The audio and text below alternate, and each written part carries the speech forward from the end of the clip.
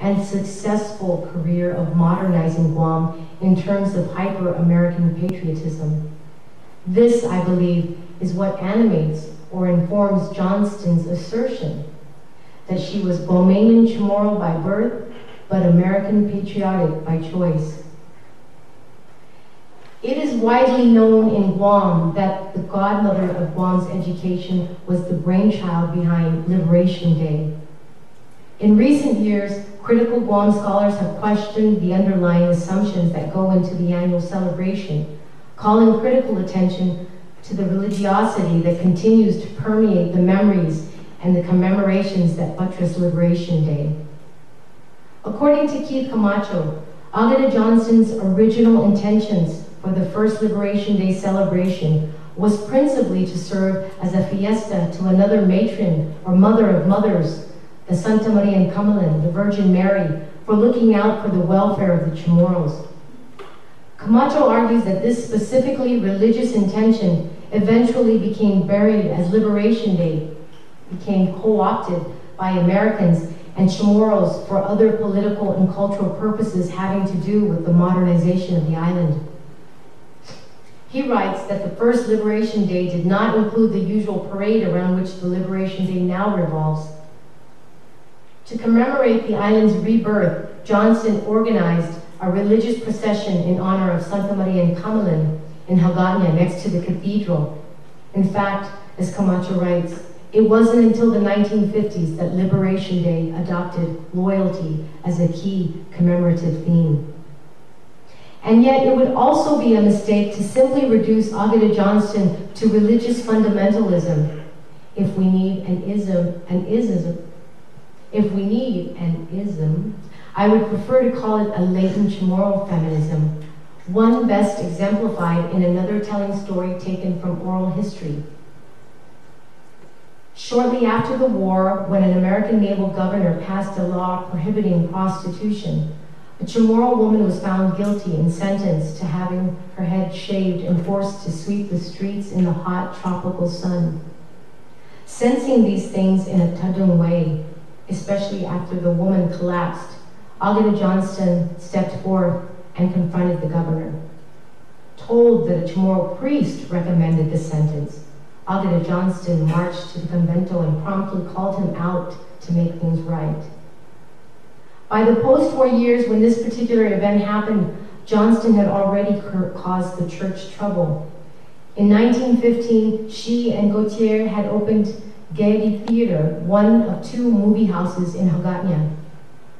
Though some families participated in this new ritual, some seeing it even as educational, others saw it, along with nursing and teaching, as bad behavior for women. If not feminism, then Johnston's civic duty and public service to Chamorros, to the shamed woman in the streets, may have been desire to dictate or negotiate U.S. colonialism and American modernity on Native woman's terms, to stage new forms of Chamorro womanhood. Prominent Chamorro educator and Guam's first Chamorro woman PhD, Catherine Uggan, captured it in her eulogy to Johnston in 1977. She not only tried to define Chamorro womanhood, Uggan writes, she epitomized it. Uggan continues, she symbolized the struggle for adaptive and progressive change in the modern world, yet without losing the dignity and aura of her Chamorro roots. She symbolized Chamorro's struggle in the Chamorro fashion, invoking the idea of adaptability, one that diverges from the Navy's narrative that represented Native nurses as simply assimilating into America. Uggan grants Johnston's struggle to not lose her Chamorro-ness amidst her struggle for progressive change.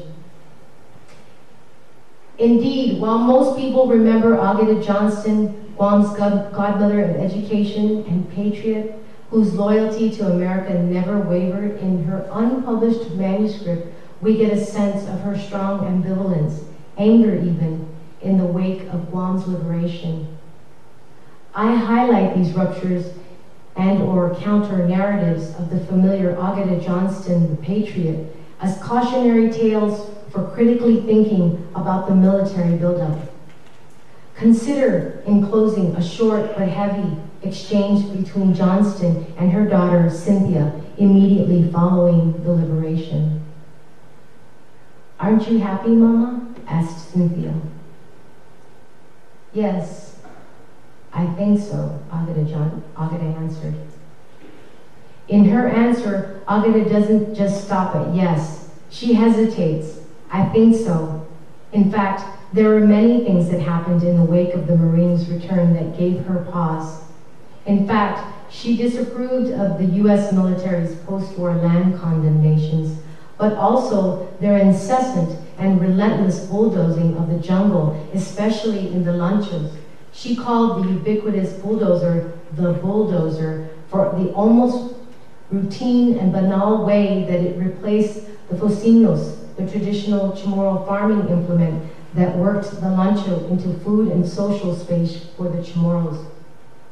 She writes, "The cumbersome, low-geared, diesel-consuming families of bulldozers, carryalls, and caterpillars pushed and chugged on every landscape.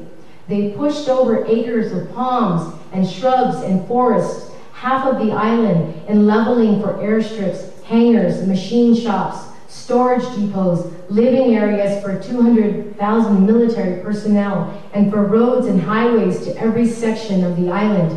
The working beasts were everywhere, crawling, clawing, growling, pushing on something, burying La Cienega, filling Agana River, and changing its course, cutting down Cabras Island to connect it with the mainland on one side and to extend it as a breakwater seaward for Opera Harbor." She recognized and disapproved of how the U.S. military in its acquisition of lands had quote-unquote, dispossessed farmers and homeowners, and that underneath the, quote, unnecessary airfields, that underneath the asphalt lay buried hundreds of acres of the finest farming land. In fact, if there was any time that Johnston's patriotism and loyalty to America can be questioned, perhaps it is when she began to defiantly assert her Chamorro by birth side of the cultural equation. The time when a bulldozer was uprooting trees and gardens in a family house in Jalapa and was coming menacingly closer to the house, as she writes. In the face of this beast, she insisted that a family member stay in the house so as to force the driver to stop in his tracks. In fact, she tells the story of how she ran out and yells at the operator, a Marine. "You wouldn't dare to touch this house. How far west are you pushing us Indians, Captain John Smith?" Here, Guam's godmother includes stewardship and protection of the land to her routine and modern form of protecting the familia. She does so, interestingly, by likening the Marine and the bulldozer to the history of dispossessing Native Americans of their land, beginning with the arrival of the first settlers embodied in the figure of Captain John Smith. This assertion of a native stewardship over the land is especially timely, given the U.S. military's own co-opting of the language of stewardship and cultural preservation over places like Paget or Makua Valley in Hawaii, which, contrary to what some have claimed, is not only not a partnership for Kanaka Maoli, Native Hawaiians, but an assault on Native Hawaiian sovereignty, they claim.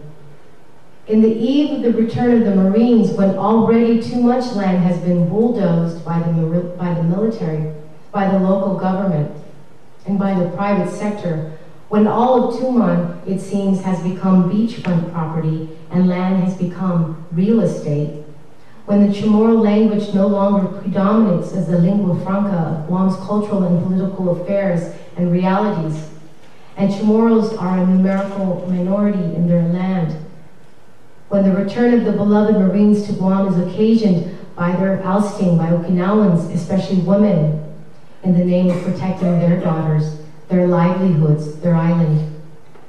And finally, when we see a new round of feminizing of Chamorro landscapes in recent calls by men to quote-unquote